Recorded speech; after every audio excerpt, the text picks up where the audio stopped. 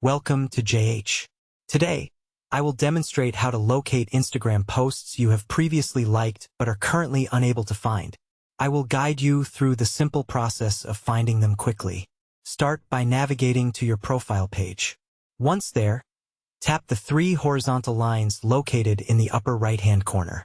From the menu that appears, select Your Activity. Next, tap on the Interactions section. Here you will see options for comments, likes, story replies, and reviews. Since we are looking for liked content, select Likes. Now you can view every post you have liked in the past. You also have the option to sort and filter these results, making it much easier to browse if you have a large history of liked content. This allows you to revisit these posts or share them with others as needed. That concludes today's guide.